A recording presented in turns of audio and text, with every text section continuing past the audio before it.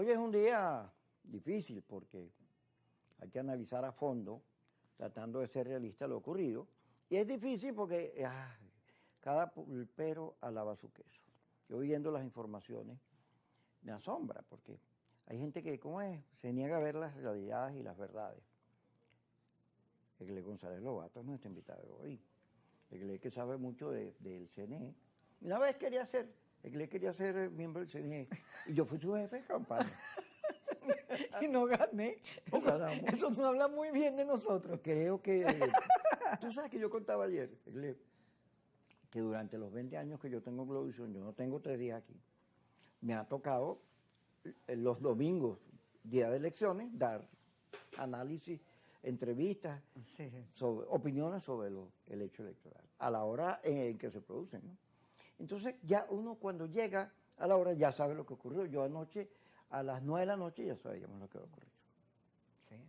Entonces hicimos varios programas. Hizo uno con Correa, que Correa estaba muy triste porque no había quedado por los números. Y bien bonito el programa. No sé si salió o no porque fue muy tarde. Pero siempre uno da la cara. Yo no me escondo, nunca me he escondido. Ni le caigo a mentiras a la gente. Porque lo que vimos ayer es una operación quirúrgica de la política. O sea, el gobierno hizo una cosa bien, milimétricamente planificada y le dio los resultados que ellos buscaron. ¿Qué es milimétricamente? Que ellos sabían que manteniendo la polarización con María Corina, podían recuperar parte de su público, no del público que votó por el mundo, del suyo, que llegó a tener 8 millones, ¿sabes?, en una de esas tantas elecciones. ¿Por qué? Porque el argumento de que el gobierno era víctima de una conspiración prosperó. Porque el argumento de que la defensa de la soberanía era lo fundamental prosperó en ese público, que salió a votar por ellos porque reconoció que María Corina era efectivamente lo que el gobierno decía, un agente de otro gobierno, de otro país con intereses que no eran los de Venezuela, que era un agente de Trump y del imperio. Y entonces esa amenaza en la Fuerza Armada, en los factores que respaldan al gobierno, bueno, sí, fíjate que Diosdado detuvo una cantidad de gente, el Ministerio de Relaciones Interiores, y él lo anunció días previos a la elección, diciendo que venía una conspiración armada, y a Juan Pablo Guanipa.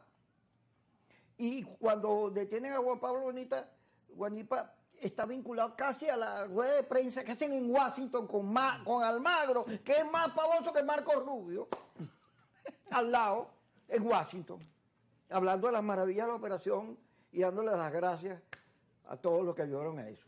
Entonces, claro, tú te das cuenta que la promoción de la polarización en el enfrentamiento con María Corina le funciona. Ella, sin querer, queriendo, como diría el Chavo, le sirvió al gobierno para obtener esos resultados. Voy a dejarlo hasta ahí para que tú me des tu opinión. Para que yo hable. Sí, porque si no hablo yo todo el día, que yo, como mi mamá no me quiso. Mira, Kiko, es que yo creo que analizar, sin personalizar, sino analizar como dirigente política, como cabecilla de la abstención, al llamado de abstención, y todo lo que ha hecho en los últimos tiempos la señora María Corina Machado es casi en defensa propia. Es en defensa propia. La persona que está, es que el día justo antes de la elección se sienta en algo que parecía más el Senado de Estados Unidos a decir, ¿no? Primero a armar un rollo a Trump porque no sabe manejar bien sus empresas petroleras y que si venía a Venezuela, si seguía, pues también tenía que aceptar que era una organización criminal. Cuando tú ves ese tipo de cosas, yo me imagino un militar, que yo tengo, no sé cómo, pero si algo han tenido los militares siempre es sentido de la soberanía, nadie mejor que ellos. Me imagino que ese discurso fue realmente un día antes del proceso electoral. Y el que está con el gobierno dice, bueno, pero es que ni los mira. El problema con esa oposición, porque hay que decirlo con firmeza y con toda responsabilidad, esa oposición, esta es hora en que pretende no reconocer al oficialismo. No lo reconoce. Como que si los tratara, como que si son, no sé, no existen. ¿no? Y a los factores opositores o a factores adversos al gobierno de Nicolás Maduro les quiso aplicar un ácido tan fuerte, ¿no? Esa campaña de abstención estuvo llena de mensajes destructivos contra ese liderazgo que dijo, bueno, yo, Nicolás Maduro, te voy a agarrar esa propuesta de Nicolás Maduro que dijo, bueno, yo puedo tener la hegemonía total en el Parlamento, que era lo más importante, sin desmeritar las gobernaciones. Pero ahí yo te voy a generar tácticamente una sesión de cargos de elección popular. ¿Vas a competir o no vas a competir? Y hubo una oposición que dijo, yo voy.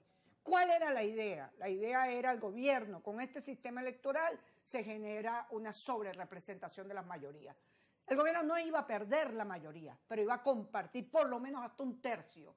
Y eso era importante como acumulación de fuerza de los factores que adversan al gobierno. Porque ahora, Kiko, habrá que decir cómo se va a llamar estos factores que adversan al gobierno. Porque esa oposición, prácticamente esta oposición, que ha monopolizado la dirección desde el 28 de julio del 2024, esa oposición yo creo que va en un declive y hay que hablar de esa post-oposición 28 de julio. Y este grupo que entró a la Asamblea Nacional, bueno, junto con el oficialismo, tratar de ver cómo se generan propuestas para el país, para la solución de los problemas de los que tú siempre haces, destacas en este programa. Fíjate, ¿tú te acuerdas del inciso Alfaro? Claro. Que era esa cosa anticomunista que había en la Constitución venezolana desde Gómez hasta nuestros días. Eso se basaba, yo recuerdo los debates de la izquierda, sobre cómo desbloquear la revolución, el socialismo. Porque el venezolano de aquella época veía a los comunistas como agentes rusos. Los pobres. Los comunistas, no, el poder para los pobres. Los pobres los veían como gente, como si estuvieran allá, en Polonia, por allá, ¿no? En esa órbita. No los veían como un factor nacional. Y eso lo explotó Betancourt. El discurso de identidad con lo venezolano de los adecos era un contraste con estos que hablaban de la internacional, de la revolución proletaria, un poco de un lenguaje raroso. Entonces ese fenómeno se repite ahora a la inversa. Quien representa los intereses de los americanos es la oposición esa que tú te refieres, la señora Machado y su corte. Y usted dirá, bueno, pero está bien cualquier cosa con tal de salir del régimen. No, porque estamos viendo, fíjate, los debates de la señora presidente de México con el señor presidente de los Estados Unidos. Yo lo contaba, él la llama y le dice, mi amor, tú tienes un poco de drogas ahí, tú quieres que yo te mande la CIA, el ejército, para que lo saque, vamos a acabar con esa cosa. Y ella le dice, ay, muchas gracias, pero la soberanía es intransferible. O sea, muchas gracias por la ayuda, pero ese es mi problema, yo lo tengo que resolver. Porque de México hasta la Patagonia, la historia de este lado del continente es la lucha contra la intervención extranjera. Bolívar, nuestra historia está llena de discursos de patria. Entonces, aparecer en cámara, pero sin disimularlo, sin esconderlo. Yo soy aliado. Fíjate que el hijo de Trump salió diciendo, no, yo a la señora María Machado ni la conozco, ella se me apareció ahí. Pero lo hicieron diciendo como que ella estaba bendecida por Trump. Como si Trump fuera el salvador y resulta que Trump lo que hace es perseguir venezolanos. Nos tienen en la mira. Todo eso entra en juego en esta elección. Esa percepción ayuda al gobierno. Por eso es que se recupera. Pero hay otros factores que tú bien debes conocer, pero vamos a hablar de ellos. Pero me gustaría, Eugenio Martínez, que creo que vive en Miami, él dice que no cuadran los números porque 40% sobre 21 millones deberían ser más de los 5 que votaron. Pero cuando tú le metes raspadito a los números, te vas a encontrar con una realidad peor que la que él ve. Peor. Porque, ok, si votaron 40 y quedan 60 por fuera, 30 habitualmente no votan. O sea, desde la Cuarta República de estos días, 30 no votan, 27.8 no votan. ¿Te quedan cuántos? Del 60 te quedan 30. ¿Cuántos se fueron? Vamos a quitarle 10, ¿verdad? ¿Cuántos no fueron a votar porque no tenía sentido votar después que se robaron las elecciones del 28 y el CNE no sirve y que no eran políticos? Quítale 10, te queda como un 10 de discurso radical. De ese que...